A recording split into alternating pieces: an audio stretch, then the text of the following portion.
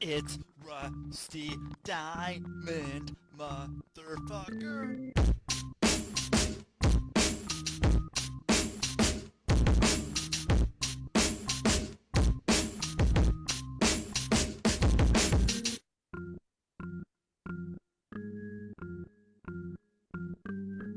It's Rusty Diamond, motherfucker.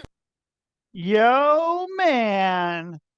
Boom, Miss Rusty. What is up, everyone? It is Friday, show number 2. This one I didn't know I was doing until a couple hours ago, and it said, hey, what are you doing? And since I'm a little lighter on my schedule, because I'm not going to crazy numbers and crazy number of podcast episodes every day, I have a little bit of time open so I can have guests. And I can go on other shows and I can bring people on right away.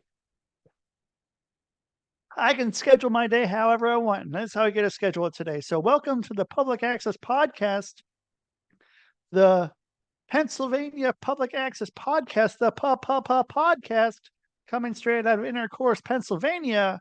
What is up, everyone? My name is Rusty Diamond. I'm your host. And yeah, number 2 today, number 2 podcast. That's all I'm doing today. 2's good. Then my voice is going to be thrashed. And I'll have to drink some mullein tea or however you pronounce it. I'm not sure how it's pronounced, but do that to make sure my throat doesn't die. Oh, I need to talk to. I had someone supposed to follow up on them about their hypnosis yesterday. So I need to go do that too. But that's not what we're doing today. So thank you everyone for being here. I'm going to bring on my special guest right here, right now. And my special guest right here, right now is Trevor Adamson. There he is. Welcome, welcome, welcome. Oh, yeah, there you go. All right. Got the recording. How's it going? Oh man, it is going great. Yeah, like I said, I'm trying not to trash my voice too much. I think I'm learning how much I can do without my voice just getting trashed. So I think 2 podcasts, if I do more than 2, then I start sounding like I've been smoking Marlboros for 4 days straight, and one of those kind of things where I just sort of end up sounding like that. It's kind of fun, but you know, Over um, the, what's that? for the 2 a day. Yeah, 2 a day. 2 a day seems good. If I can do 2 a day, I've gotten a lot less. I was doing a bunch. I was doing like 8, 9 a week at least, and can't be doing that anymore. I need time to do other stuff, like go to the water park and stuff, important things other than just Outdoors. podcasting. Yeah, outdoor things. That's my outdoor life. Um, is going to the water park. It's not as much of the other, but yeah, dude, thanks for being here. And just this morning, uh, I don't know, I was trying to figure out for guests because I was like, well, I should get some new guests, and but now I'm a lot more picky with my guests. Yeah. Not just I was having some guests on where it wasn't quite what I was looking for, and then you get about 10, 15 minutes on, and I'm just like, well, shit. I've experienced that. I get it. Yeah, and I'm like, okay, well, this is gonna be fun. So you had a story, and I was like, well, and then I glanced at your page, and I was like, okay, well, this is gonna be more what I'm looking for rather than something that's gonna I think so. There's a lot to it. there's a lot to. So how to get started? What's the jumping off point for this? I guess is the question. The jumping off point would probably be the 2016 Bernie campaign and the evolving of that into our current state of affairs. So where were you during that? And the Bernie campaign, Yeah, I was a field organizer in Tennessee. you were a what? Field organizer Field organizer for Bernie. for the Bernie campaign in 16. Yeah. Okay. And so what, cause so, I mean, it was interesting. Like if I wanted to say that I believed in the voting process, that it would have made sense that he would have, you know, been like, I mean, it seemed like there was enough people like with as much uproar of the internet world that were like, oh, we know we can all vote for Bernie Sanders, and like it seemed like, well, this could, like if it actually went to it, could be something, but then it became, a lot of other things became a lot of these just two-sided event, and there's all kinds of fucking people getting pissed off on all kinds of things. I was living in Portland, Oregon at this time. And Yeah. so I mean that's kind of what I saw. And then it just became a whole unraveling of a bunch of things. So what were you seeing from that viewpoint? So that whole unraveling, I believe, transpires, and I think the actual debate, like you said, with you know, the proliferation of the Bernie campaign. He had more individual contributions than any campaign in U.S. history. Which there are good things to that, but there's a drawback. And a lot of people, we live ultimately in a constitutional republic, and we have representative democracy. So someone announces their run, uh, gets out in the public eye, and then people are supposed to listen to the various candidates or the respective candidates, and then from there vote on who they want. And then there's this other version of democracy that is more akin to pure democracy, where it's our group has more people or more ability than you, whatever it might be, and that pure democracy, or as I like to say, like Benjamin Franklin said, two wolves and a lamb deciding on what to vote for dinner. A Right. well-armed lamb contests the vote. That is the disconnect. So there are groups of people who think that again, democracy means the louder you can be, and the interesting, as we get into this thing from my perspective, uh, was these groups grow so quickly because of the internet that it allows for what mental health professionals would say dark personality types to get into these groups, and that's where things start to go sideways. Can I do a quick little side note here about Benjamin Franklin? So have you heard this connection of Benjamin Franklin is Jack the Ripper? Is that because of the bodies under his house? Yeah, and then like he was in the UK during that time frame. But I don't know. That's just something I I could heard put like that a to week bed. ago. Uh, Yeah. so, so they were having bodies exhumed. So the way it worked back then, because it was a crime, if you wanted to donate your body to science, to explore the human anatomy, you would actually pay for your own grave robber to rob your own grave and then send it to Franklin's house. Okay, cool. All right. Well, then that's the Jack the Grave Robber, sort Yeah. of. Okay, cool. So okay, so All the then name of science, good sir. cool. I like that. And then that Hey, puts hey, there's a thin line between felons and revolutionaries. Okay. yeah, right. Well, now when I go over there, I'm like I said, I'm like probably like 45 minutes to an hour. Go check out Ben's house over there and see what's going on. But Well, of course, when they found those underneath his house and stuff, the first thing was old Franklin? Was Ben a serial killer? Was it? Was Ben like right, Dexter? yeah. He, But was, I mean, it he sounds like killed the Jack the Ripper. yeah, he just kills the other Dexter is Dave. killers. Dude, yeah, Dexter, man. I didn't watch Dexter until like 2 years ago, probably, and then just went through it all and even the new season. But It's yeah, hot. yeah, yeah. because I feel like I think they canceled it, but then like they could have done a thing like where they made Dexter like Dexter's dad in the show, and let the new kid or let Dexter's kid go and run the show for a while. He seemed like he was pretty decent at what it was, and They can always retcon that. yeah, Or really could.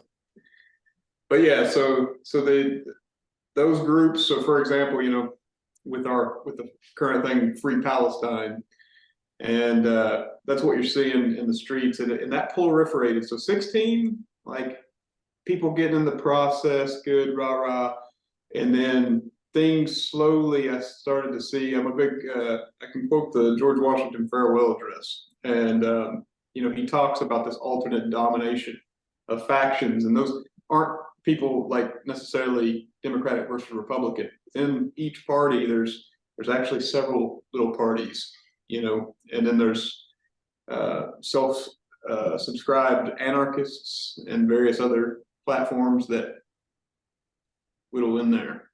yeah, on both sides. Oh yeah. Oh, yeah.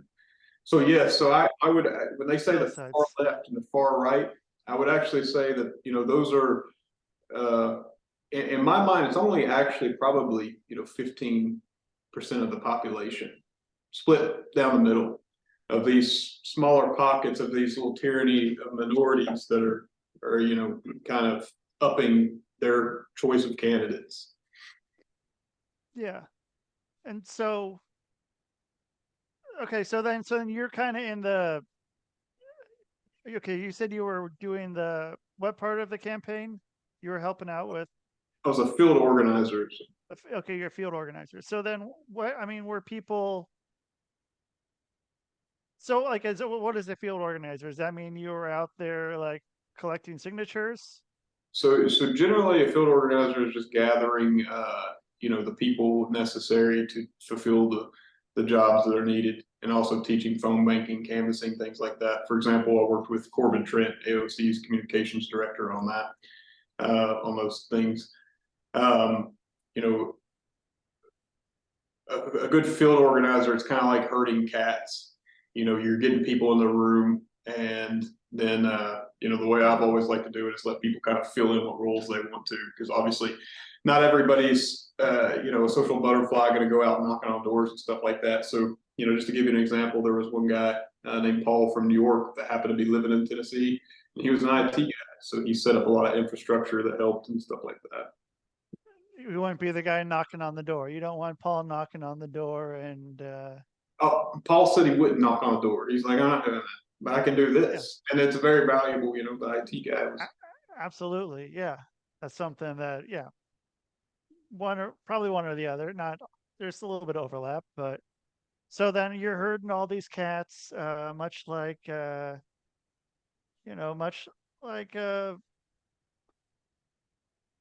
promoter or a strip club owner, Well, or with the Bernie campaign, man, like people were flocking. So there's not really, it's more like people reaching out to pages, and then they would be like, "Hey, how do I help?" And then you would send them. So like, Paul, for example, we'll go back to him. He had a whole IT team, they'd be out there smoking their cigarettes and doing their IT stuff. Beautiful. Yeah. And just wanting to help. You didn't have to go and like reach out to people much to be able to get help. No, actually, that was very surprising, and to be honest with you, I didn't agree necessarily with Bernie Sanders on everything. I picked this campaign because I thought it was likely to be, a big mainstream thing, even when they said it was, he wasn't going nowhere, and it skyrocketed into the very millions of different memes. But I thought it would be a good idea to share the George Washington farewell address. I had marginal support with that, success with that. And were people not wanting, like, I don't know, were people not wanting to hear George Washington? Because like that, like, I don't know, compared to 2016 to 2023, if you tell someone you're going to go and tell the George Washington farewell address, how people would react to it, I think is probably pretty different now to 7 years ago. So in this this journey, that is something I've had a felt perspective. So for example, the church I grew up into, which some refer to as a cult because of various other it's just called techniques that they use. It's all just celebrate size. Christmas. It's called what? They did not celebrate Christmas, so they have, and as a result of that, as a kid, when they said, basically everybody that doesn't celebrate Christmas is going to hell, I go find out some various stories about Christmas. Find out George Washington crossed the Delaware, through Christmas night and into the morning of the 26th. And, I had never really, I kind of grew up with this perspective that everybody was kind of reading the founding fathers or that era. Yeah. Oh, go ahead. Because the weird kind of thing that a mental health professional brought to my attention, that some have in the past have subscribed to as high IQ, I feel it's just circumstance, and that circumstance is I'm a kid that grew up in church without Christmas, and I'm born the day after Christmas. So, okay.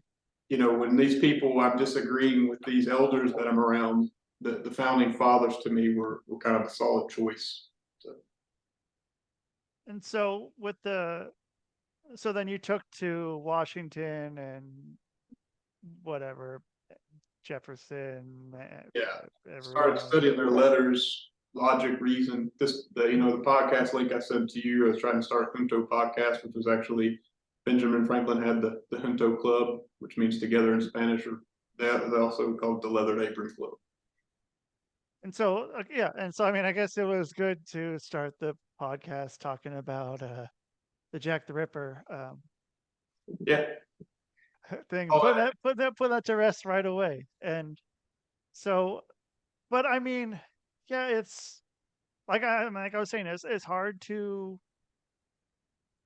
say like anything about the founding fathers now without just someone just jumping to whatever somehow is triggering to them, whatever the founding fathers, anything, just right away without even hearing 2-3 words past that.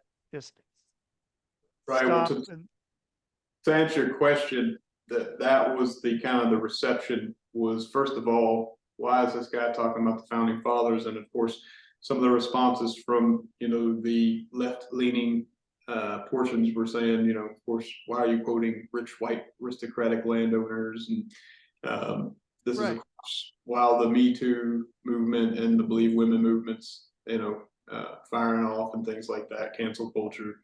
So, it was rife. Yeah. And so, I mean, how did you get to navigate through that? Was it were you getting a bunch of feedback on that? A bunch of people or was it were you just kind of doing your own thing? And I mean, I assume some people were, but then then you get, I don't know, it's a weird subsection of kind of everyone kind of taking it.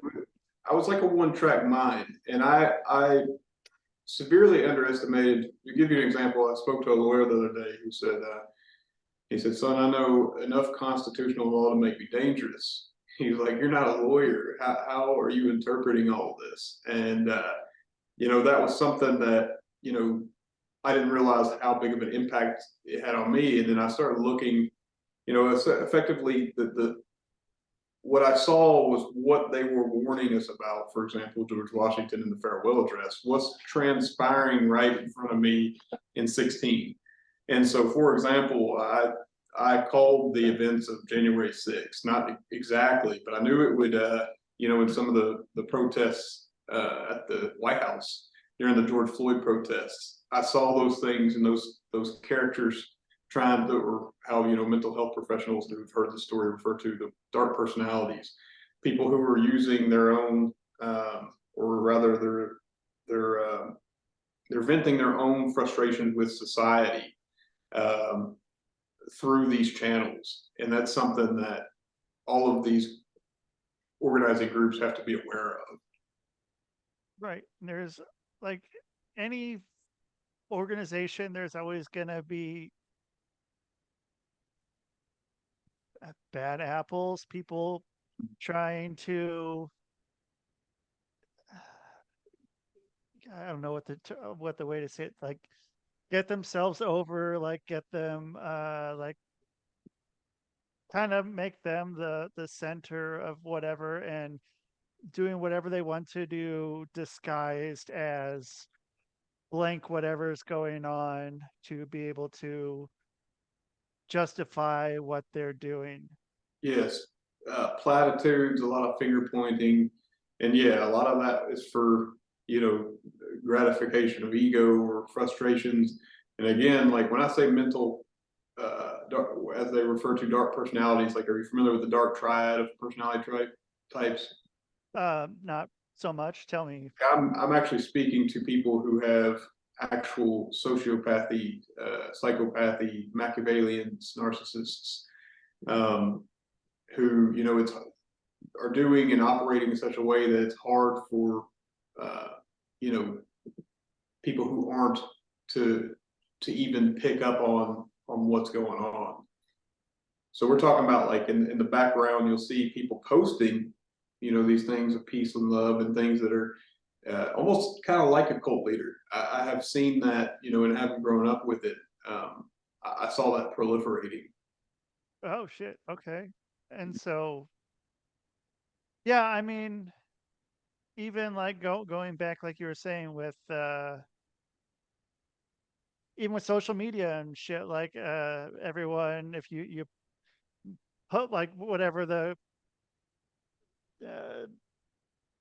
the way to compare, like whatever the holding up a peace sign, whatever the equivalent is online, uh the fuck, I forgot what the, just you know, yeah, whatever your thing is, whatever the fad of the day is. Yeah, it leads to a lot of polarization. Um, so yeah, those are the, like, man, I know Democrats, Republicans, Green Party, Libertarians, who think a lot of this mess is ridiculous. Unfortunately, the internet makes it seem that there's a greater divide than there is. The polarization obviously is deepened, but it's hard to describe unless you've been in like an organizing field for politics. Yeah. Where what I would suggest now is the majority of Americans are quiet, the silent majority, as it's spoken, on both sides. Like the Republicans and Democrats say that they're both the loudest, right?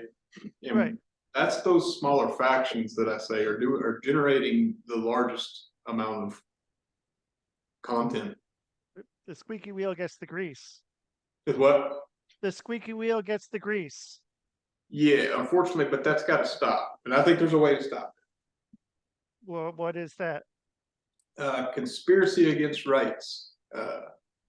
The conspiracy against rights, and if it's used in the law, I'll give you the first one, 18241.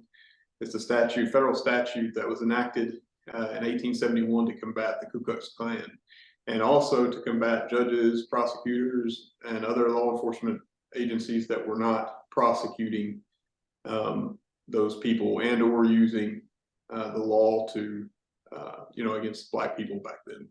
So the statute's very easy. It says if two or more people conspire to deny the right of any U.S. citizen in the exercise of any enjoyment given to him or her by the U.S. Constitution or the laws of the states, they're to be fined and or imprisoned up to 10 years, depending on how bad that is. So what I would suggest now is that with defamation, slander, you have all the, in most states have statutes for laws like this already, cyberstopping, you know, they have a various different harassment and laws for that, right? If they're being used in the conjunction, so if I went and got another person and we said, you know what, we're going to go after Rusty and we're going to shut down his podcast and we're going to spread lies about him and everything like that, I think those people, depending on how far that gets, should be prosecuted under those federal crimes. And so, as of right now, that would have to, I mean, there's old documents, a lot of documents, but there's not really a precedent for that that has been tried in court system so far. Would this be something new? There are precedents, and again, generally the conspiracy against rights, and by the way, if it leaks into the legal system, it would be deprivation of rights under color of law. Those are generally used on law enforcement agencies, but they're strictly for everybody, including judges. And the precedent for it, the difference today is that, as I said, with the proliferation and the speed of the internet, is no one's looked at those laws, like defamation laws, through that lens. And no, that, I mean, literally, if you look up talks, it's a very underutilized statute in the first place. And again, depending on the severity of all the act requires is that two people conspire or initiate. The objective was silencing dissent, and they can use any statute to do it. You know, it's a pretty broad statute. But if they're committing a crime in the act of trying to silence, so in other words, not just shouting you down, not just saying they disagree with you, actively committing crimes against you while they're doing it, yes, I think you trigger the Festus statute. So, I mean, let's see. So, I mean, I was in kind of the outskirts of the entertainment industry, and I saw a bunch of that, and a bunch of, we don't want to, basically we're shutting you down, nobody work with this person because they have this belief, or this person, like, you know, I guess that was kind of the main one. I saw a bunch of that, and then I also saw, I mean, I saw a bunch of the, we are allowing everyone is okay to be here unless, you know, you don't agree with us. And then like the people, like you get these people that just, because then it came out with the, you know, the Me Too and everything with that. There was a bunch of wild kind of shit that went down with that, and it was a just, I don't know, so much just, like, I completely got away from all this. And then, so I mean, I just started hearing stuff from my friends. Like, my friends were the ones that tell, because I would just see people just get destroyed. And like, and then, yeah, a lot of the, everyone is like, back to the wolf in sheep's clothing. There was so much of that, like, because that's where a lot of these, and it can go back to with politics as well. Like, that's where like a lot of these wolves hang out, because they're like, that's the best place for them to be, because it's fucking easy picking, and who's going to stop them until they've already fucking eaten the sheep. Yeah, so on that, so George Washington spoke of the spirit of revenge, and that would result, the disorders and miseries which resulted. So, you know, obviously mental health was not what it is today. And as far as the wolves and sheep clothing, going back to the kind of like dark personality types, right? So you have narcissists and sociopaths and things like that. There is a constant, you mentioned, you know, people, you know, shunning people. So there's actually a constitutional right to shun people and to reject people from joining your group. So that's under General Assembly and things like that. So you can set parameters upon how people can join your group. What you cannot is take your group and then go attack the other group. You can talk about them, But what I'm saying is once you start lying and sharing information. So when I talk about some of these cyber crimes, I'm talking about cyberstalking, morphing, which is to take, we've heard of the revenge porn, you know, using things that there are actually criminal statutes for behind closed doors. So what I'm saying is right now, there's a group of people out there who are using these tactics and the general public is not aware. And I saw a lot of that being utilized against people who wanted to run for office, who wanted to work for certain candidates, who wanted to start podcasts, who wanted to do a various number of things. And the irony to it is generally it has no even tangible benefit for the people doing it. In other words, they're just simply getting a gratification out of it. It elevates their what they perceive. You can go attack that person as being the devil in disguise. In other words, they create their own monsters so that they can destroy that person to elevate themselves. So okay, so they're getting. So are these monsters then people who are made to be pawns, unknowingly made to be pawns, and they think they're getting all this shit, and then they just fucking trash them to boost their stock? Correct, and they're just that's a good way to look at it. And yeah, I mean, the sad thing is what people don't understand about like Me Too movement, things like that. Those things happen to women. There are women that use these tactics against other women to prevent them from running for office. So it looks like, oh look, women are getting into the political field, but what you don't see is hey, there's bad women too, stamping down good women out there, and right. Yeah. So okay, so you're seeing this going on, and so then where are you kind of, is this like all coming to you, or are you like talking with someone about this and being like, hey, there's some shady shit going on, what's up? Or are you just taking note, or what? Oh yeah, but that's the deal. What I'm trying to explain from like, hey guys, some of this is the spirit of revenge, like George Washington talked about. If you talk to my friends and people who knew me before, like I said, I was unaware that there were a great majority of people in my life, past coworkers, friends, that literally thought that I was a genius instead of just kind of the circumstances behind my upbringing. And that was a whole imagine waking up around 35 years old and realizing I called a number of friends, and by the way, I don't claim to be smarter than anybody. It's just my niche. It's what makes me me. And trying to I had an unawareness of how little people knew about the Constitution or the founding fathers or those time periods, even history.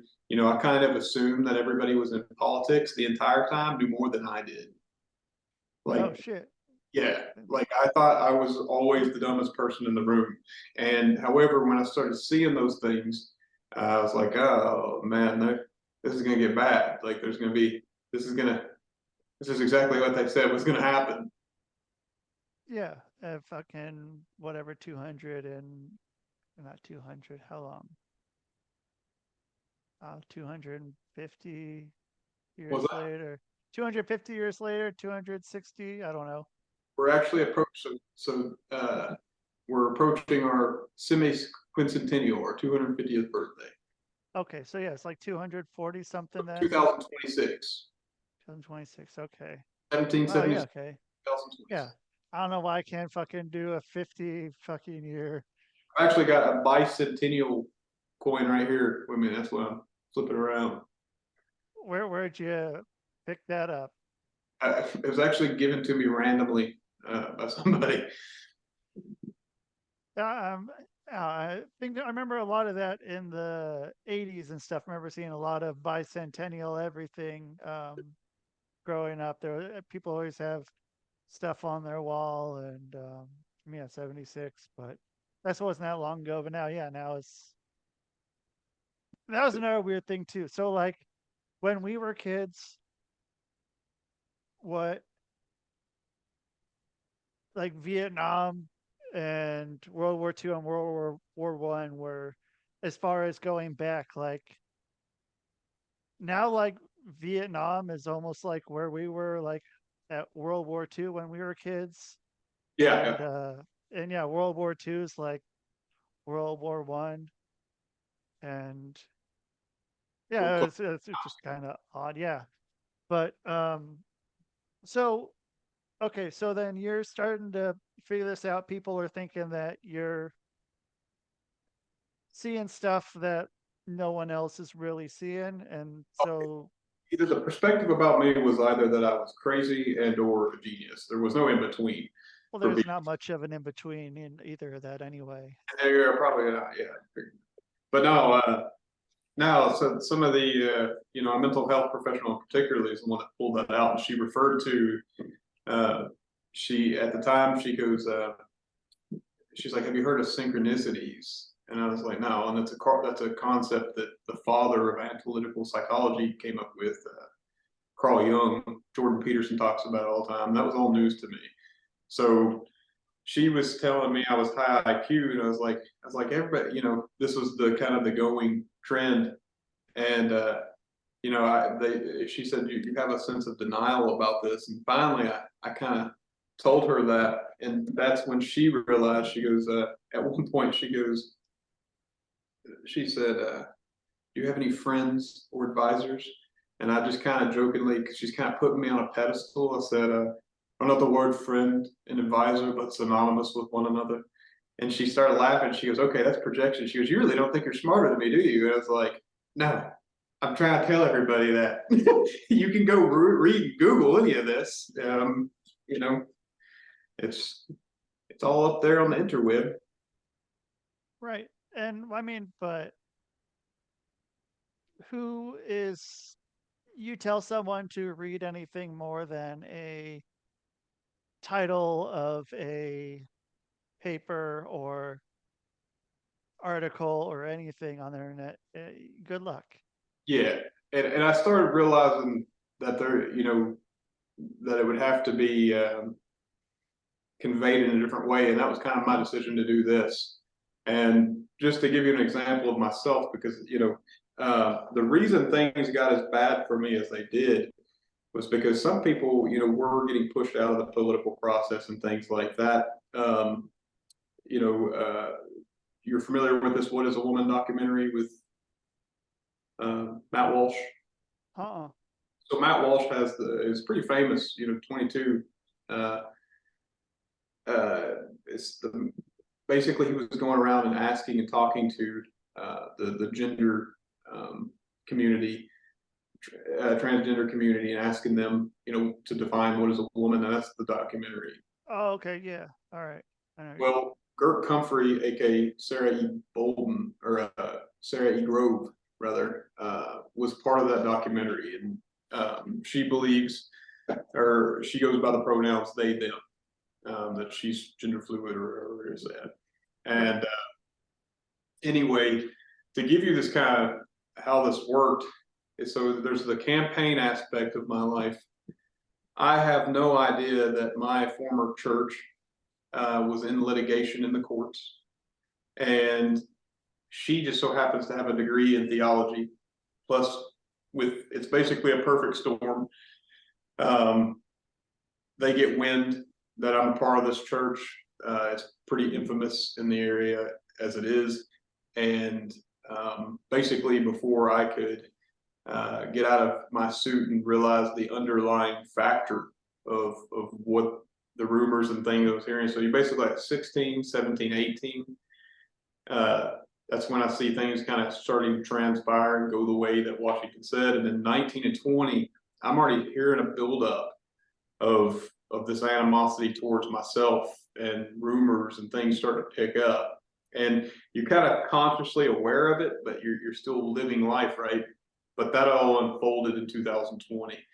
There was a George Floyd protest, and I volunteered some of the pages to the Black community, Black organizers, to use for the for the Floyd protest. And my cancellation, so to speak, they went out and said that I had created this flyer. First of all, I can't draw a stick figure, so the flyer was pretty intricate. But they said that I, as a white man, used hierarchical or white tactics of white supremacy and things. And this is how they were describing. So there's in the church, the whole argument with these two factions of this church is that the congregants are having a beef with the upper level. So churches are supposed to be congregational in nature and not hierarchical.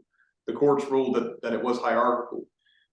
I just so happened, I did go to that church when I got out when I was like 18. It just so happens that there's a member of the bad faction, so to speak, named David Adamson. I'm not related to that man, but they took it and they ran with it. Oh shit!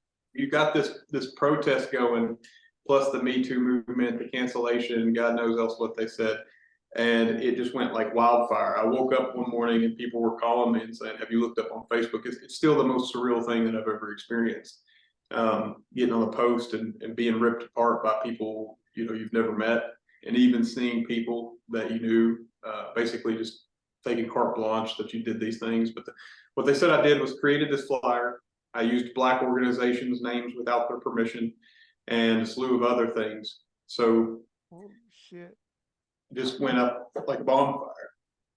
And without anyone asking you anything, just fucking go for it. That's what they refer to as a Kafka trap. So it was now a kangaroo court of public opinion. And there were actually Black organizers saying, he didn't do that. And, it didn't matter what they said because the woke mob had already taken over.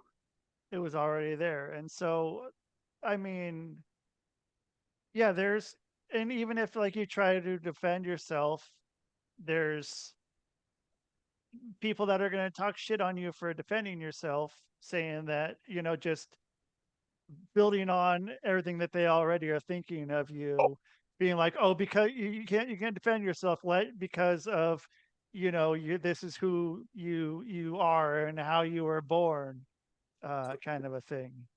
I believe his name is Franz Kafka. Are you familiar with him? Yeah. Yeah, so that's what that's like. So there's a book, I guess, based on it, where this guy they're accusing this guy of doing something, and every ounce of evidence he brought to exonerate himself was then used against him, and they eventually killed him at the end of the book. Spoiler alert. But like you said, no one's gonna read the book. But that is what happened. So the saddest part about that is actually, and I have a police report proving this, is while all that was going down, I actually had a medical emergency with a friend who went missing, who had a missing police report. I was actually being questioned by a sheriff's office about her whereabouts, me and my ex-fiance. And what happened was the young woman, she had an overdose or something, her medication did something. And she was found she went to a park and she was supposed to go to a meeting, didn't arrive at the meeting. They notified the police and then the investigation led from there. But she was found eventually by a runner and taken to the emergency room. I hadn't been up for, close to 48 hours. Holy shit. So they had a 2-day jump on me to do it. And so they're thinking that you're also like murderer.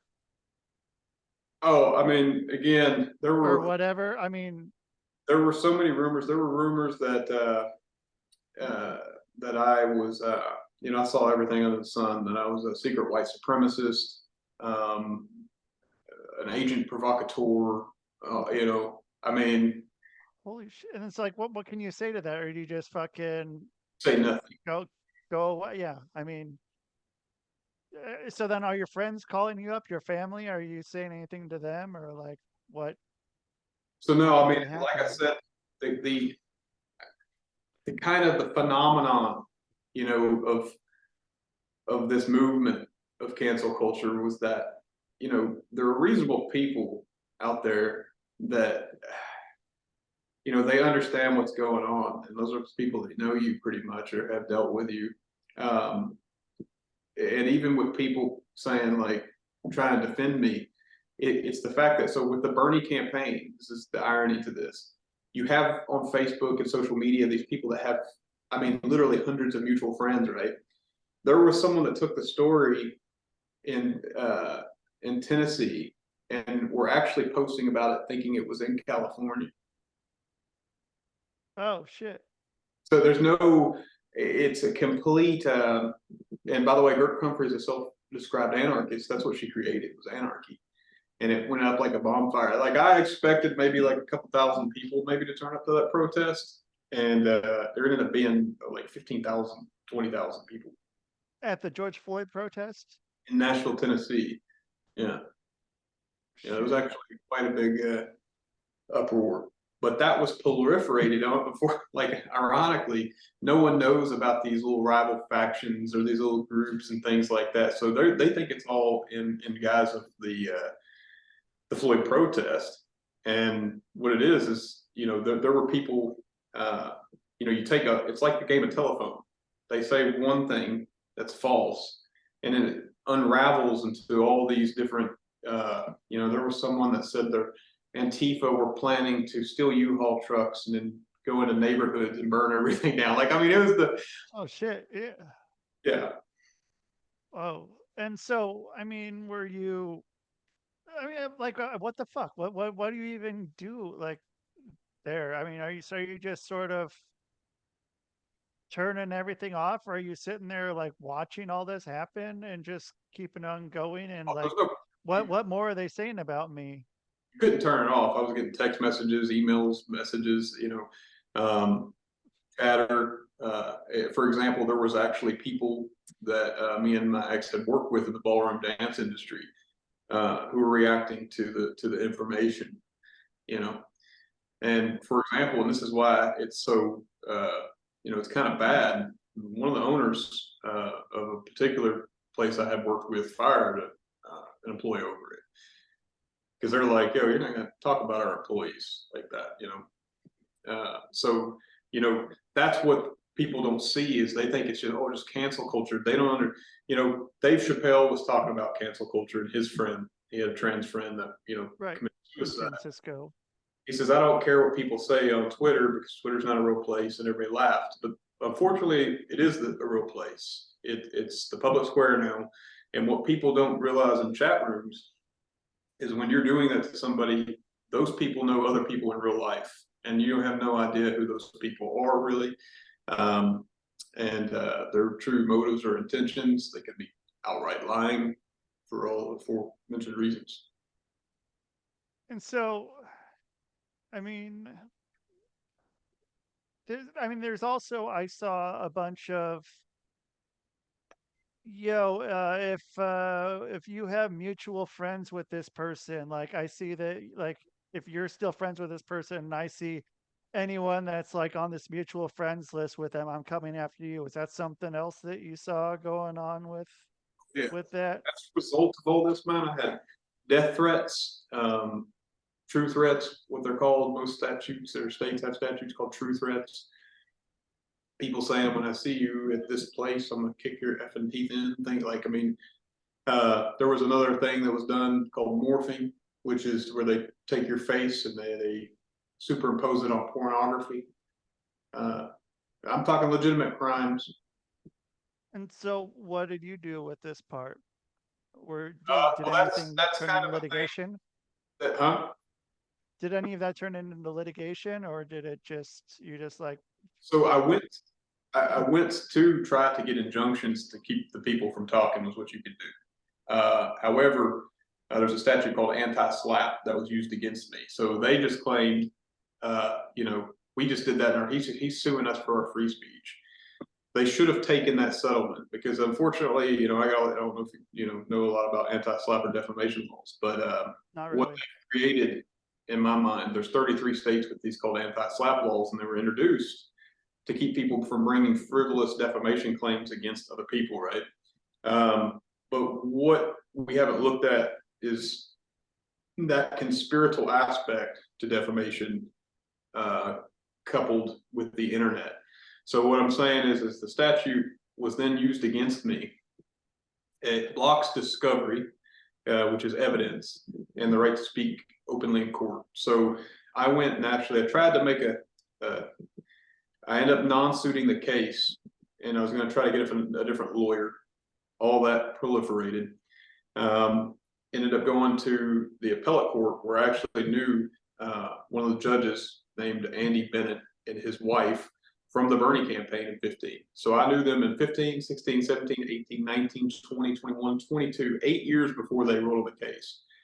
Not only that, Andy and Sydney Bennett had tried to get me fired from a number of campaigns for not censoring people on Facebook and things of that nature. And this is an appellate court judge, by the way. So judges aren't supposed to be endorsing candidates on a campaign trail. I worked for a candidate named Craig Fitzhugh for gubernatorial campaign.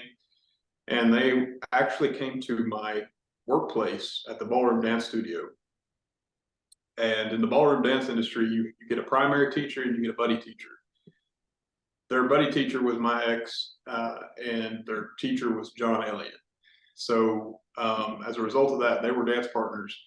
They went to the owner and said that I had been abusive towards Sydney Bennett. And, you know, of course, that if anybody read through the messages, it was always, you know, her trying to either get me to block people for her and things like that, because that's what she had a proclivity to do on campaigns, was to use the seat of her husband's office to bully people into letting her in groups. This is a violation of the General Assembly. Government actors can't, especially in tandem, cannot force themselves into groups, but they would use that clout to do so. So it just so happened, and you know, this is the hard part for people to understand. So if you look up on Trevor Adamson, Tennessee on YouTube, which is now public information, and Church of the Firstborn, because I have a shared last name, those cases are in tandem. And Andy Bennett was actually on both court cases. So what I say is that not only did they have a conspiracy against my rights, but they used deprivation of rights under color of law to award them more attorney fees, more sanctions against me. And then that had to be vacated by the Tennessee Supreme Court. And then a new appellate court was selected, which finally ruled in my favor.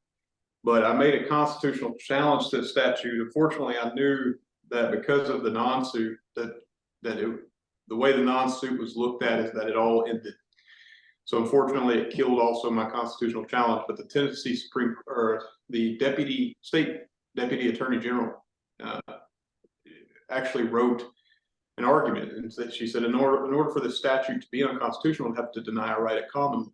So I found a case in 1766 common law England.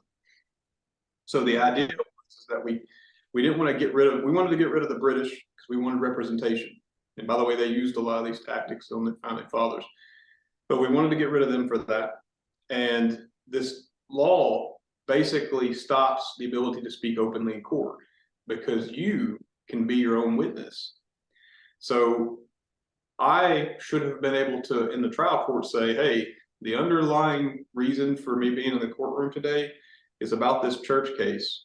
And everybody in here is about to violate the free exercise clause, because the government cannot force you to have to speak, but they did me.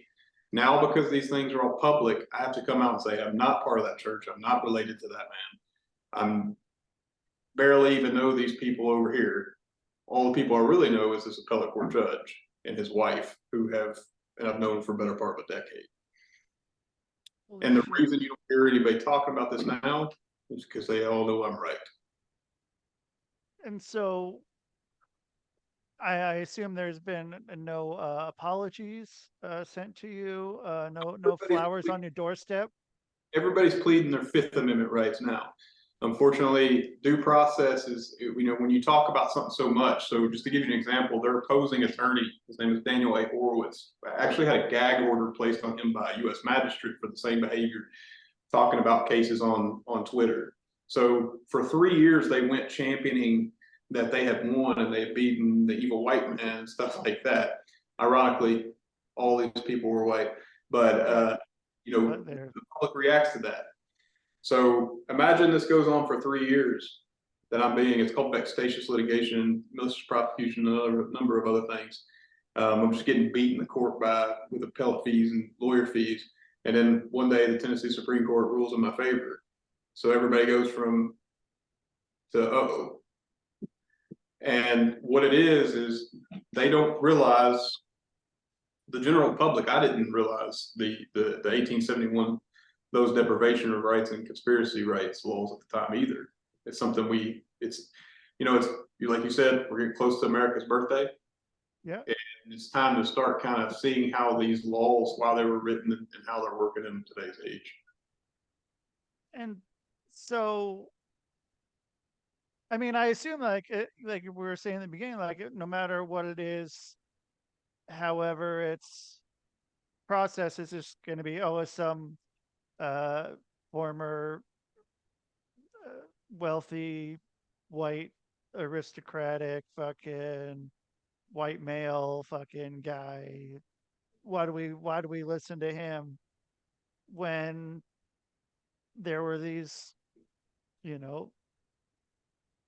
different laws and anything put into place because there was a reason it was put into place, and how easy it is to just step over it and say none of this means anything because of how a person appears physically. And I mean, how much is that like? No, it is. And geez, actually, are you getting shut down like just the same? Here's the crazy part. It actually mentions that in the statute. There are also, it says that race isn't a precursor to using the statute. So in other words, it specifically says that because even though it was enacted to protect the rights of Black people after the Civil War, and by the way, Ulysses Grant, you familiar with him, the general? Yeah. Ulysses Grant, $50 bill guy. It was so bad that he ended up saying, prosecute no matter how ridiculous it sounds, prosecute every case of conspiracy against rights, and started actually using it. And the statute can be used on any officials, anybody, even judges. And they started saying, if you're not going to, give these people rights or prosecute the people who are abusing the statute and the rights, then you're going to jail. And so then where's that put you? And where's that put the people that you've encountered here? In this case, I'm in a weird situation as this is being investigated and things go on. So in other words, it's seen by the courts that the high courts that I never should have been in any of it anyway. So now it's just public information. I can freely speak about it. It's one of those things that I think it's more important for the message right now for us to look at it and actually apply it. The statute of conspiracy against rights, for example, allows for the ability to fine and or imprison. So it doesn't have to entail imprisonment. So, if it comes out and they're said, hey, you've done all these things, as far as I'm concerned, I'm not the courts nor the authorities, even though it's been absolute hell for me, I think it's more important that this message get out and we understand how these things affect our society and, our rights to vote and other things that, I would say that the people involved would get fines. And, the courts, what they're supposed to do, the bare minimum is restore whoever was affected to their original standing, and in this particular case, this is an extreme set of circumstances. It's actually kind of crazy, but, all that would be looked at as courts. But I think simply, if they find out a group, and that's what deputies and other people have to be knowledgeable in this law, because if someone goes in and says, hey, I'm being cyberstopped, there's a statute for this, the authorities have to understand this law, because what they could not realize is that a federal statute is being triggered at the same time. And if you catch it early, you can say, hey, look, you get a fine. You do not, so you have a right to protest, you have a right to speech. Okay, what you do not have the right to do is intimidate, harass, stalk. These are all, you've broken laws, and you've done it in order to try to silence this person. You put them through the system, they plead guilty, you fine them, they go away. And so, I mean, what would take you back to the baseline of where you were before all this started? Or is that somewhere you want to be, or is that somewhere that's even possible? Or are you just going for something to move forward? No, it's impossible at this point for me. And then what I mean by that, a sad aspect to this is I had a friend pass away in 2019 over overdose, and it was related to the church that was in litigation. So effectively, what they forced me into was just cycling through that for 4 years in the courts. Shit. And I am not the same person I was to any stretch of the imagination. If you go through the podcast, it'd probably take a mental health professional to look at this evidence, and several have, to go through there and see what I was going through mentally. Basically, I had to rah myself to keep. I lost my home. I was exiled from my state, and the reason this is important is because first of all, I'm not Anaxagoras, but right before the fall of Athens, you had a lot of these tyrannies of the majorities. This is ancient Athens, where they exiled, for example, Anaxagoras was a philosopher that suggested that the sun was not the god Apollo, but made up of matter, and they kicked them out. That's where our society is right now, and that's a very I think in this day and age where we're at, we can avoid the destruction of the republic. But in order to do that, we have to really grasp it quickly, especially with the Palestinian conflict in Israel. You're seeing all that spirit of revenge right now in real time. And so, I mean, what can even be done? I mean, how's that even? I mean, because there's so many people that are not going to want to hear any of it because they're so into where they are and what they believe in their head, to even having some other idea coming up against it would just almost shut down. This is almost like the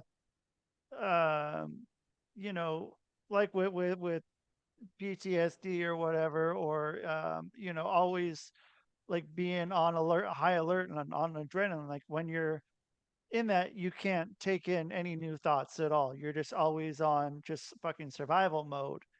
And so, I mean, what can be done with someone who can't learn? So that's where I have been in the last 5 years, in a constant state of fight or flight. And basically in the mindset of no matter what, I'm delivering what I'm doing. And what I'm saying is the one thing I would dispute, which we go back to earlier, is these loudest voices. FDR, or rather Teddy Roosevelt, has the quote, no one is above the law, nor no one below it, nor do we ask them their permission when we ask them to obey it. What I'm saying is these are actually fringe groups who are controlling the narrative largely, and the rest of America, I'd say a large portion, 80%, are quiet. So in other words, you just got somebody with a microphone screaming into 10 other people's face, and the way you combat that is we look at the conspiracy against rights and deprivation rights and how they apply to this. And I think I see a switch in sentiment. Like you've seen some pushback now on cancel culture and some of these movements, because they're like, oh, there's not even evidence here. Like the cancellation of who's the Guardian of the Galaxy director? That guy? I can't think of what his name is right now, but yeah. They can't, James Gunn, I think. They canceled him and then he came back. So now people are starting to see like, hey, this has gotten actually rather cultish in their environment. I think it just starts with people saying locally, law enforcement has a duty to prevent other citizens, small tyranny of majorities, from usurping the rights of others. It's not a choice that anybody has, and you don't present it as a choice. You present it like Ulysses Grant did. this is going to happen because the safety of our republic depends on it. If you don't use democratic representation, which is what it's there for, if you want to use pure democracy or tyranny majority, you're out. And so then who would be enforcing it? I mean, what, local level or? So there are actually state conspiracy laws. And that's what I'm saying. Those should be enacted before federal agencies get triggered. But now it's, like I said, it's so quick that this happens that, obviously FBI, DOJ, they're the ones that largely investigate, abuse of constitutional rights and stuff. But there are state options for it. But I'm saying is if you stop it early, the legal system there is, as Jordan Peterson said, to prevent people from seeking revenge. That's what ultimately it is. If you like Jordan Peterson was like, if you extrapolate it to its, like that's what it's there for. So, for example, the person who said, "I'm going to kick your effing teeth in when I see you at this restaurant," that is a statute in Tennessee that has a statute. It's a crime. You give a time and a place. Now, when I called the sheriff's office, they didn't want to do anything about it. They didn't think it's a big deal. It was on Facebook. So I went and handled it on my own. Okay. And that's what prevents that from happening. But, I was head of security at Alan Jackson's bar. I've bounced on and off Broadway since I was 22 years old. And, what I'm saying is they need to look very closely in the communities and say, hey, for example, the trial court judge early in my case actually had someone jailed for saying he wanted to whoop his butt. Okay. First of all, you can't say it against a judge, but even then, you really shouldn't be able to say it to a citizen, if you get down to the bottom of it. Right. Yeah. I mean, yeah, if I had a nickel for every person that told me that. Is what? If I had a nickel for every person that told me that they were going to beat my ass for something, I mean. Probably. Right. But that's kind of the sentiment you usually get with the police. But what I'm saying is they're not there to give their opinion. They're not the judge of the jury or anything like that. They don't know, like, how many times have you heard recently where there's a threat to somebody and then they end up killing them? The nickel thing is what you would see in society is they're going to cry free speech. It's against our free speech. But what you would see quickly if you started reining some of this in is that we would return to some sense of normalcy that we haven't had in 20 years. And how fast do you think that will happen? Or is that going to be a very slow process, or does that be something that kind of happens overnight and everyone kind of needs to snap out of it? Unfortunately, if I'm being completely honest, I think we're about to see a lot of, and by the way, just so you know, Trump, the conspiracy of rights for that statute was used against Trump just recently. And the way it's looked at is for the election fraud bit, it's looked at, you're not just usurping, you're usurping the right of the voter. So for example, if someone tried to take me out of the race before I ever got going, okay, using these things, you might have voted for me. It's not solely about my rights. It's about anybody who may have voted for me. That's representative democracy. It's about the voters' rights. So that triggered that statute and that. So it is on now the radar in the public for sure. As far as how quickly that happens, I think with the pro-Palestinian, I mean, I don't know if you've seen this. Have you seen the outright pro-Hamas supporters? And who they are? Yeah, like, I'll have to, I think this election's about to get real wiry, like nothing we've seen in the last two. And I think you'll hear about those statutes being created or used, hopefully. Where are you going to be during this next, I guess, year now? Where are you? Are you going to be involved in any of it? Are you going to be far away from it, or what? I guess I'm gonna be where I need to be when it happens. I don't know. That's foreseen. I would hope to think after some of the sieging of the White House and the attack of the Capitol that people have now realized, oh, like it's really make believe to think we can overthrow the U.S. government. I would like to say that I hope that brought people back to reality to some certain sense, but I'm going to keep trying to talk about these issues with other podcasters and stuff like that. I think that's the most important thing right now is people. You said the squeaky wheel earlier. The silent majority and people like first of all, man, I'll go ahead and tell you, they argued that I was a public figure in the courts and deemed me as a public figure after they made me a public figure. Oh, yeah, that's actually part of defamation law. So that's fucking weird. But I guess the irony is people that might not necessarily want to be in the limelight are going to have to start standing up and talking. So when people want to hear you talk or see what you're saying or need to get a hold of you or whatever else, where are they going to do this? Oh, I mean, I've got all my stuff open now, so they can go to my Facebook, Trevor Adamson. Find me on there. Go watch your public access. Yeah, I can actually. I think you put this on YouTube. I didn't think this was going to be one that would be able to be on YouTube, but there's nothing. What would have kept it from being on YouTube? I'm not sure. I've had a lot of different things that have been kept off of YouTube that I've said on here, and so I've had to be a lot more selective. We haven't said a single curse word that I can remember. I have. You haven't. You have? I didn't hear it. I've said a few, but there hasn't been like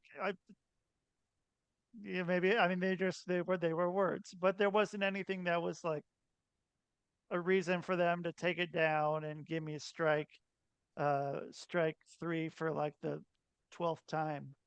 So I feel like they've gotten lighter on that. That they're kind of. I mean, now people posting live videos of the attacks by Hamas. Like, how is that? Well, I mean, you can still see the Gaddafi getting killed on YouTube and shit like that. Oh, but you had got that's a good point. You said something earlier about like the time scale where we're at between conflicts. Yeah. This is the first conflict like that. Okay, you obviously you remember the LimeWire days, correct? Right. Yeah. You actually had to sit there and download a video off the, simply the dark web. Like 20 years ago ish. To see those things, yeah. Like the speed of which that information is just being like blown out. Like, I was talking to a gentleman who was 70 years old, and the distinction between the flower childs back then protesting the Vietnam War, that is not what we're seeing in this day and age. They want to think it is. It was not. Yeah, right. It's getting closer to French Revolution, like. Which doesn't get brought up at all. Now it will. I mean, soon because I guess the Napoleon movie coming out. Oh, okay. I didn't know there's a Napoleon movie coming out. Oh, it's Joaquin Phoenix, man. You ever seen that?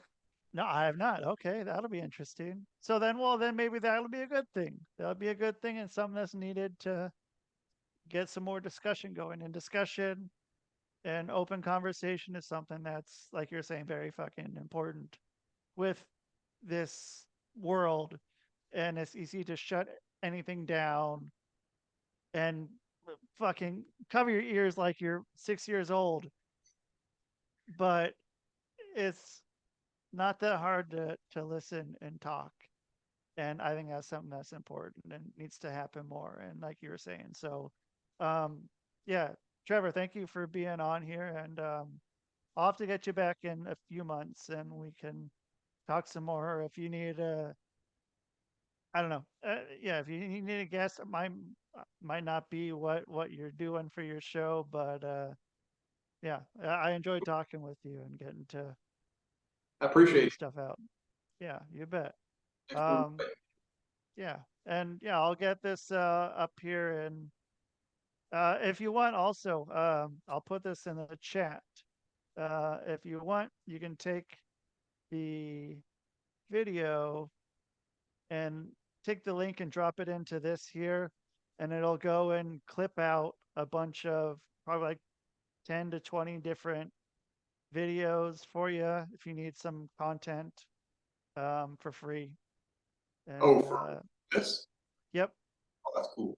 Yeah, it's pretty rad. Yeah, and it like will clip it out, AI clip it out, so and it will like whatever seems like it will be the most thing interacted with will be like up on top. It's kind of crazy, but yeah, I probably would just take this and just throw it right on. cool. Yeah, you can do whatever you want with it. This show's for you. So yeah, have a good rest of your day, and we'll stay in touch. All right, bud. Appreciate it, Rusty. Thank you. You bet. All right, that's Trevor Adamson. So you guys, you got to hear that here first. So what up? What up? And you guys, also, you guys leave a message. Leave a message. Maybe you don't like leaving messages, but I like hearing messages. I like them. I like them. If you don't like leaving messages and you're like, messages? Messages? We don't leave no stinking messages! but I need messages, 503-974-6420. I'll play it on here even. So thank you everybody for being here. Thank you for listening to the Public Access Podcast. And that is the show. Man, boom!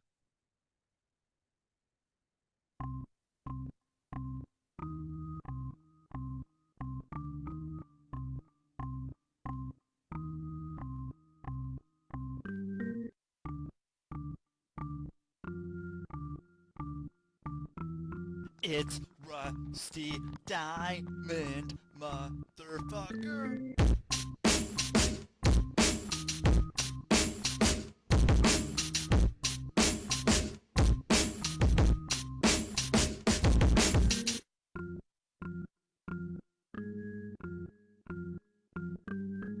It's Rusty Diamond, motherfucker.